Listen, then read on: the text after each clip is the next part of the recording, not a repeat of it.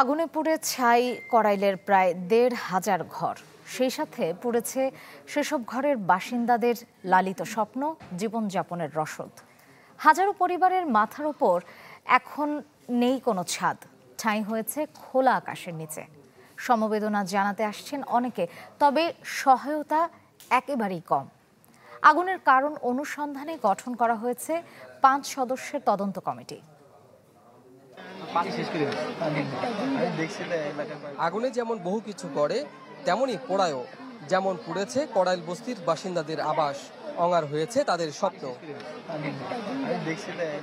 জীবনযাপনের উপকরণের খুব বেশি বাড়াবাড়ি আয়োজন ছিল না বস্তি ঘরে। যা ছিল তার সবই গেছে বুধবার সন্ধ্যায় লাগা ভয়াবহ আগুনে। সব খুইয়ে সন্তান সন্ততি সহ ঠাঁই হয়েছে খোলা আকাশের নিচে। বাথরুম নাই, গোসলখানা নাই, পানির ব্যবস্থা নাই, খাবার ব্যবস্থা নাই, হান্ডি ভাতের কিছু নাই, কিছু করার মতো নাই। যে কালকে দুপুরে ভাত খাইছি আর আমরা খানা দানাও নেই। ফুটছি সেইদিকে আমনে ফুটছি, কিছু লয়ে বাড়িতে না, মাছ বানা লয়ে বাড়িতে না, কোনো কিছু লয়ে বাড়িতে না। এই ফিরে আমরা যার যার ধান লয়ে বাড়িছি। বসুন্ধরা ডায়াপেন্ট এখন আরো উন্নত। এই hot air through top sheet দ্রুত শোষণ করে সোনামণিকে দেয় কোমল অনুভূতি। যাদের টিকে থাকার লড়াই প্রতিদিনের, অগ্নিকাণ্ড সেই লড়াইকে করে তুলল দুঃসাধ্য সংগ্রামে। ঘুরে দাঁড়ানোর সাহস, রসদ সবই গেছে আগুনের পেটে। আমার পুতার বড়া দুইটা বাচ্চা নেই, ফলাইছে, দৌড়াইছে, একটা তেনাও বাই করে নেওয়ার পাইনি। গরম টিপি, ফ্রিজ, খাট খুর যা ছিল সব পুষে, চালের ডান্ডা মতো পুষ হয়ে যায়।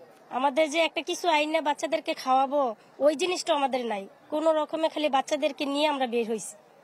সমবেদনা জানিয়েছেন অনেকে, কিন্তু সেই তুলনায় সহায়তা এসেছে অনেক কম।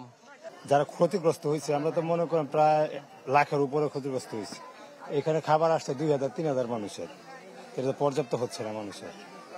তো আমরা বউ বাচ্চা নিয়ে তো অনেক কষ্টে আছি, আর দেখতেছেন তো পরিস্থিতি কি। প্রাথমিকভাবে জানা গেছে আগুনে কোনো হতাহত নেই। পুড়ে গেছে ১,৫০০ ঘর। ১৯ ইউনিটের ৫ ঘন্টার প্রচেষ্টায় নিয়ন্ত্রণে আসে আগুন। জানা যায়নি দুর্ঘটনার কারণ। কাজী ফয়সাল, চ্যানেল 24, ঢাকা।